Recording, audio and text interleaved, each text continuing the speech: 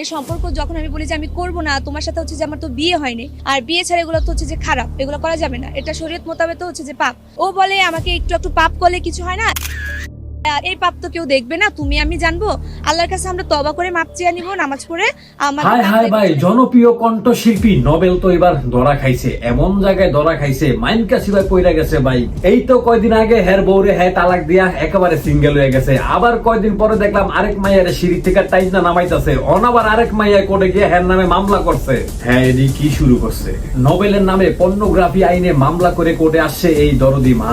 আর মারা তো সবসময় দরদি হয়, মমতাময়ী হয়, এই মাও তার ব্যতিক্রম কিছু না। এই মা সব সময় ছুটে যেতেন নোবেলের কাছে, কারণ নোবেল একা একা থাকতো, এটা এই মায়ের কিছুতেই ভালো লাগতো না। সেই কারণে নোবেলকে সঙ্গ দেওয়ার জন্য তিনি ঢাকা থেকে ছুটে যেতেন নোবেলের কাছে, সেই ড্যামরা ছাড়া বলছে যে না এখন তুমি কোথাও যাইতে পারবে না, আমি যেটা চাই তুমি আমার সেটা দিয়ে যাও, তাইলে হচ্ছে যে আমরা পরবর্তীতে ফ্যামিলি জানাবো। আর তুমি আমি যদি একসাথে থাকি আমি তো তোমার এমনিও বিয়ে করবো, তুমি তো আমার ছাড়া আর কোথাও যাইতেও পারবা না, তো আমরা করে ফেলি, কিছু হবে না, বিয়ের আগে কোনো কিছু করলে কিছু হয় না, এগুলো পাপ না। যখন আমি তাকে জানালাম যে না আমি এই কাজ করতে পারবো না, তখন হচ্ছে যে নোবেলের খুব বাজে ব্যবহার চলে আসে এবং নোবেলের চেহারা বদলে যায়। আর এই বিষয়টি আমরা এতদিন জানতাম না, কারণ এতদিন তাদের দুজনের আন্ডারস্ট্যান্ডিং খুবই ভালো ছিল। এখন হয়তো বা নোবেল কোনো একটা মিস্টেক করার কারণে এই মা ছুটে গেছে কোর্টের বারিন্দায়। এই হৌরের পুতরা আমার ঘরে শান্তিতে থাকতে দিব না। আরে ভাই, মানুষ তো আপনাদের খবর শুনতে আসে না, মানুষ আসে আপনাদের গান শুনতে। আপনি গান নিয়েই তো ভালো আছেন, কেন এইসব মা বোনদের পিছিয়ে দৌড়াচ্ছেন? আবার যদি এটা আপনারা অন্যভাবে চিন্তা করেন, এক হাতে তালি বাজে না, তালি বাজাতে হলে দুটি হাত প্রয়োজন, দু হাত না হলে তালি বাজানো একেবারেই অসম্ভব। এখন কথা হচ্ছে নিষ্পাপে মা যে কথাগুলো বলছে, এখন এই কথাগুলো শোনার পরে আপনাদের কি মনে হচ্ছে? এই মা কি দূরে দোয়া তুলসী পাতা? অবশ্যই কমেন্ট করে আপনারা কমেন্ট বক্সে জানায়া দেন। সারা মারা পায়ের থেকে আসার পরে নোবেল ভাই অনেক জায়গায় বিতর্কিত হয়েছে এবং তিনি জেলও কেটেছে। আবার তিনি তার বউকে নিয়েও আলোচনা সমালোচনার শীর্ষে ছিলেন। তো অনেক কথা হইলো, এই যে নিরপরাধ নিষ্পাপ দুধের মতো এই মা যে কোর্টের বারিন্দায় আসছে, দুধে দোয়া তুলসী পাতা বলে যে নিজেকে প্রমাণ করতে চাইতেছে, এটা আপনারা কি কর? এই নিষ্পাপ মায়ের পুরো বক্তব্যের ভিতরে রয়েছে অনেক প্রশ্ন।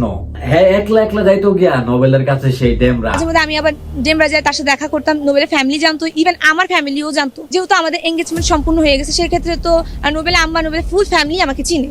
আবার নোবেলের সাথে তার এঙ্গেজমেন্ট হয়েছে, এতে সম্মতি দিয়েছে উভয় ফ্যামিলি। এখন কথা হচ্ছে, এই মা যদি এতই দুধে দোয়া তুলসী পাতা হতো, তাহলে নোবেলের সবকিছু জানা শোনার পরেও কেন তিনি নোবেলের প্রেমে পড়লেন? তিনি ঢাকা থেকে এই ড্যামরা যাইতেন গিয়া নোবেলের লোকে কথা বলার জন্য, একবার নয় একাধিকবার। আর এটা হ্যাঁ ফ্যামিলি জানতো, নোবেলের ফ্যামিলিও জানতো। এখন প্রশ্ন হইল, এই দুধে দোয়া তুলসী পাতা হ্যাঁ জানতো নোবেল আগে একটা বিয়ে করছে, হ্যাঁ ফ্যামিলি রয়েছে, ওই বউ আবার তাকে মামলা দিছে, অনেক নারী কেলেঙ্কারি তো হ্যাঁ এর আগে জড়াইছে। শুধু তাই না, নোবেল রেল গাড়ি চালায়, মাঝে মাঝে খায়া রাজা হয়ে যায়।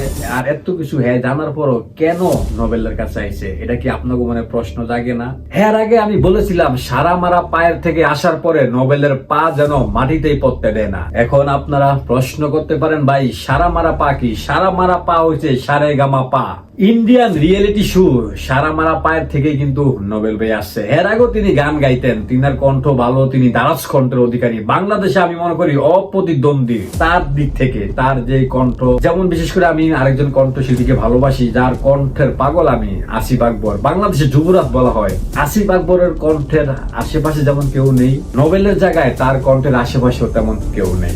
এখন কথা হচ্ছে, এই নোবেল কিন্তু আবার আসিফ আকবরের সাথেও বেয়াদবি করেছে, জেমসকে নিয়েও কথা বলেছে। যাই হোক, কথা এখন সেটা না, কথা হচ্ছে গিয়ে 2 বছরের আগের ঘটনা নিয়ে দুধে দোয়া তুলসী পাতা এই মমতাময়ী মা এখন কোর্টে আসছে বিচার পাবার আশায়। এই 2 বছর তিনি কোথায় ছিল?